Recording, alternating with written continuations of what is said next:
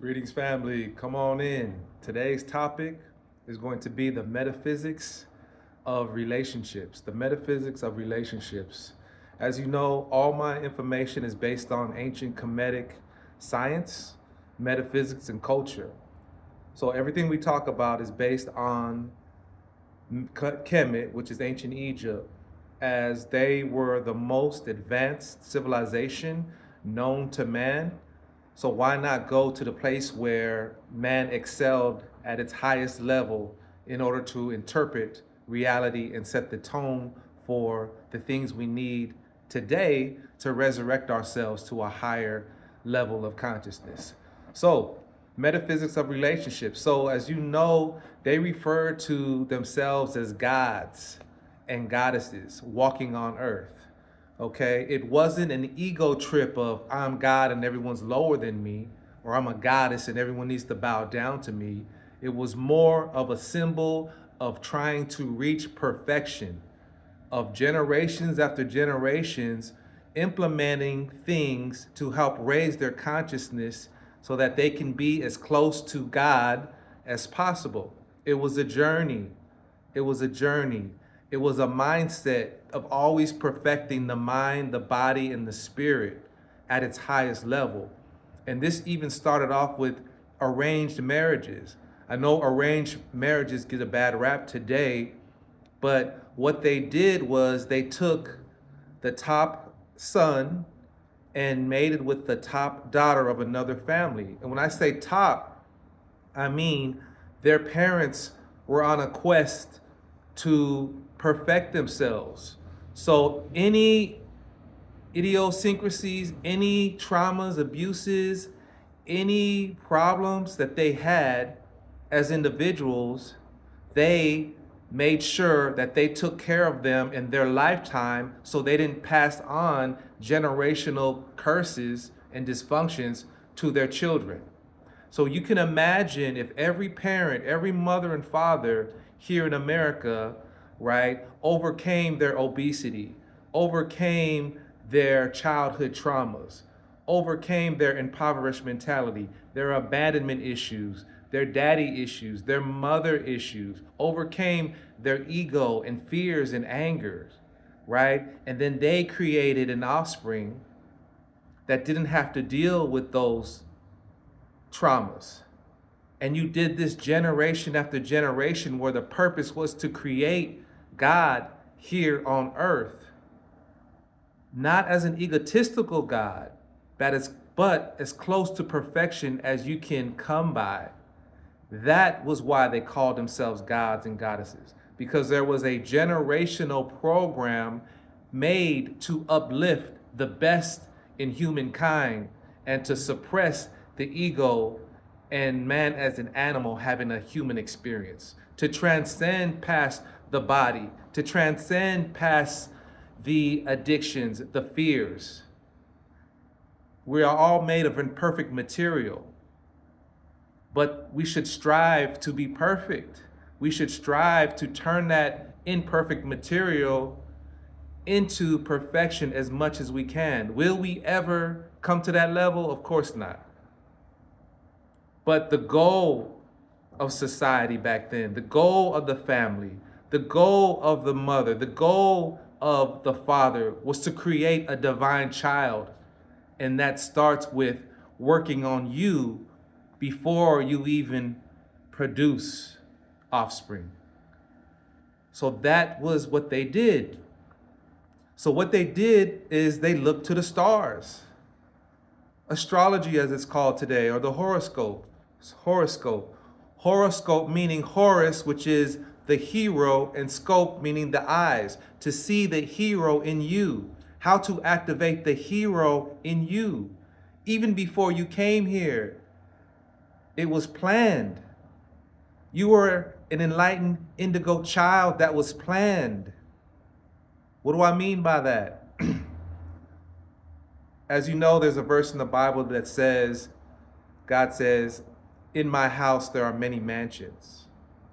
And what it's referring to is the Zodiac signs, right? There's 12 signs that coincide with the month in the year. And these signs have houses or compartments within the sign that tells you about your personality, that tells you about your insecurities, that tells you about what makes you successful, what makes you happy, what makes you sad. There's a blueprint to your life in these houses.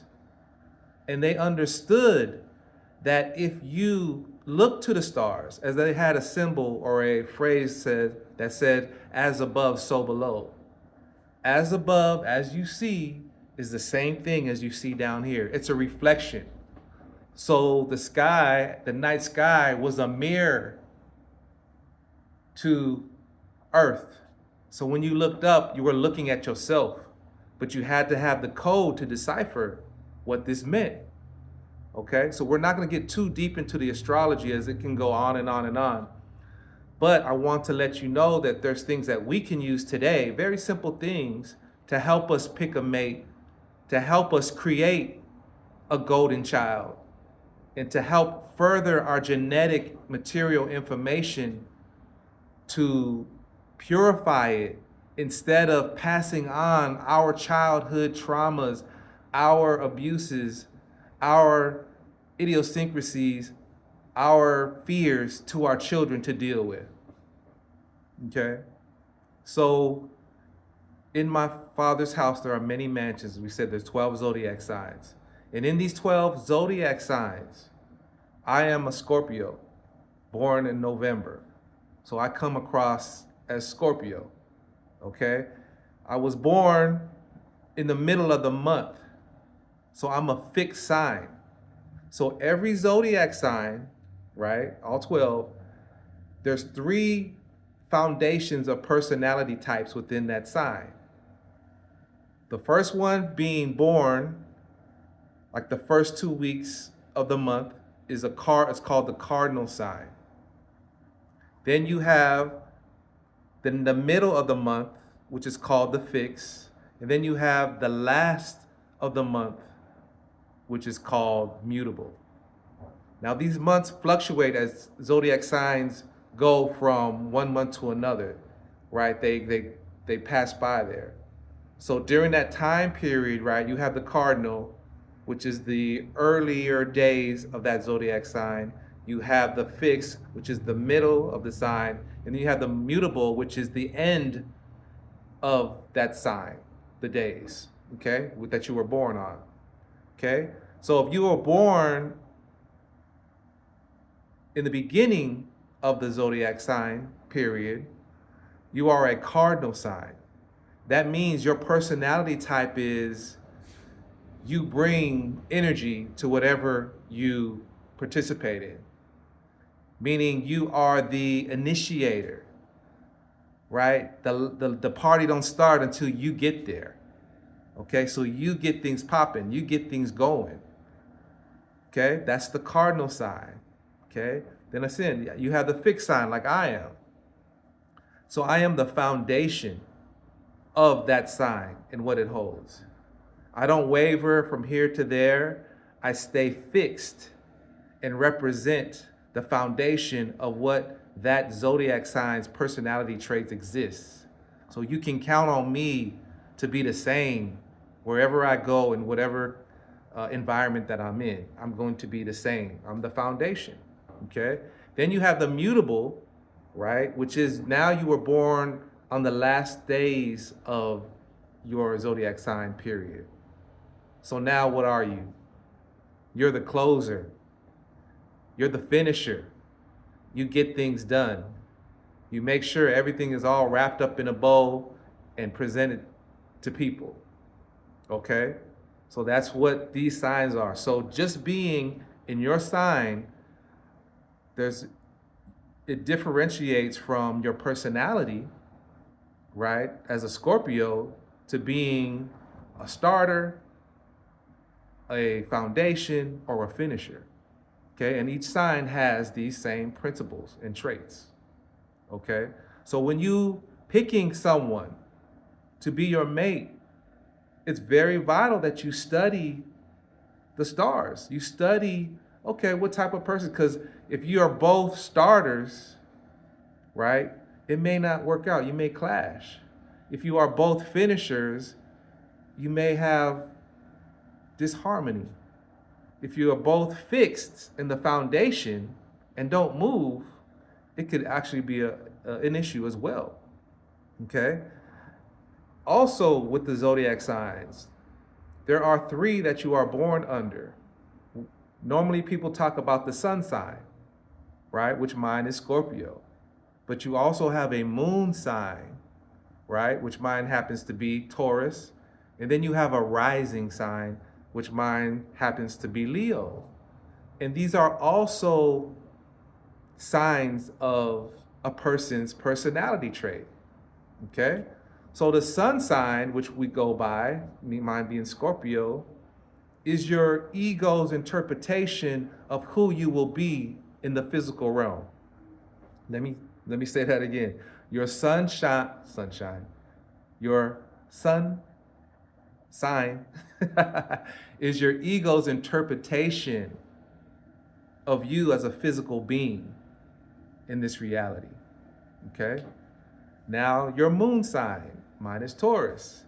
Your moon sign is your spiritual presentation or your spiritual interpretation of you, how you define yourself in your reality. So it's basically your higher self, whereas your sun sign is your lower self. Okay? So to truly know a person, you need to know the moon. That's why it's a moon sign, because you can't see it. It only comes out at night. Okay? So that represents the spiritual. Okay? And then you have your rising sign. Mine is Leo. Your rising sign is the personality trait that you need to adopt in order to find your purpose in this life. Your rising sign is the personality trait that you need to adopt in order to follow your heart and find your purpose in this life. Okay? Mine being Scorpio. Again, Scorpios live under rocks. So they like to be alone. They're not out there flashy. They're not out there, look at me, I'm the center of attention. They low key. They get work done. They don't need an audience to motivate them to do things. They have a personal drive within themselves, a desire that is insatiable. So they're going to be okay when it comes to motivation and inspiration and getting through things. But they want to be low key, right? When you lift that rock and disturb them, that's when you feel the stinger. But if you let them be and do their thing, they're very peaceful and benevolent, okay? So I'm a self-motivator. I don't need to be in the spotlight, look at me, to get motivation or inspiration to do what I do. I work in the shadows, I'm cool with that. And I let my work speak for itself, okay? That's my ego, okay? Now the moon sign, right, which happens to be Taurus, which is the exact opposite of Scorpio. So I have a good balance of physical and spiritual awareness. I'm a good marriage to myself because now Taurus is grounded, right? Again, everything I do is based on the ground and foundation and stability. I don't get too high, I don't get too low, I stay balanced. But when you mess with a bull, you get the horns, okay? Bulls are very loyal as well, okay? So I have a good balance with that. And then for me to be able to find my purpose is my Leo sign, my rising sign, right? And please, I suggest you guys do your signs and actually implement what I'm telling you today and figure out what your purpose is.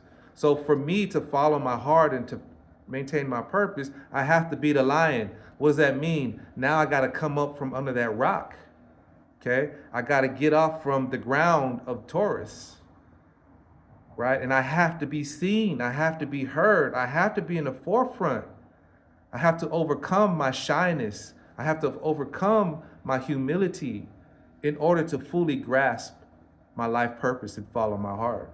again, everything in balance, right? I can't be so humble and so behind the scenes that it actually hurts me because now no one can hear me or no one can experience the gifts that I have to give to the world. So I have to push myself out of my comfort zone of staying under that rock, staying in my lane, and I have to be the lion and roar and let people know that I'm here, that I'm powerful, that I'm strong, that I have something of value for others. Okay, so those are the 3 signs that I would like you to look up for yourself. And how you do it is you look up the time you were born and the place you were born. Okay, the time of day that you were born and then the place you were born, and that will tell you your chart, and you can find out these 3 things as well as all the houses. And like I said, it gets deep, but we're not going to go deep with that. Okay, so let's go over the signs, right? So each sign is represented by an element. So there's 4 elements. So that means there's 3 signs per element. Okay, I am a water sign, right? Along with Cancer and Pisces. So what are the characteristics of water? I'm glad you asked. This is my book, The Secret Science of Black Male and Female Sex. And I have a chapter in there that says, called As Above, So Below, and I go over the signs. So we're talking about water. What are the characteristics of water signs? Okay. Water is very adaptable. Water goes with the flow. Water is very self-sufficient. It is cohesive and attracted to itself. Water has a capacity to transcend to a higher form. Water is a source of life. Water purifies and cleanses. Water never dies, it just changes form. If water meets a frigid energy, it will be impenetrable, hard, and stern. If water meets a heated energy, it will want to escape. Water cannot be contained for long periods of time. Water searches for the lowest common denominator and will attempt to raise it. These are the concepts of water. So these are the concepts of water signs: Cancer, Scorpio, and Pisces. But you see, this is just another aspect. It goes deeper than just that's it, right? Like I said, there's several houses. These are just guidelines of a foundation on how to pick somebody.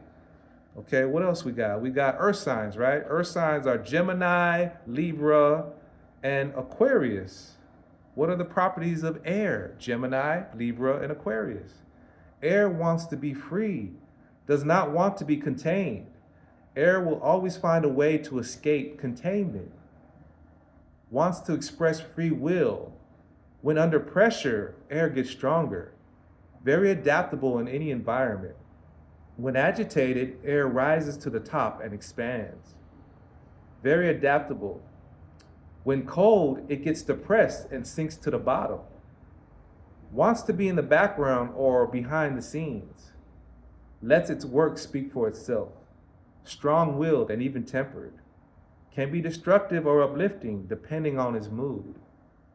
Okay, so it's not about good or bad, right?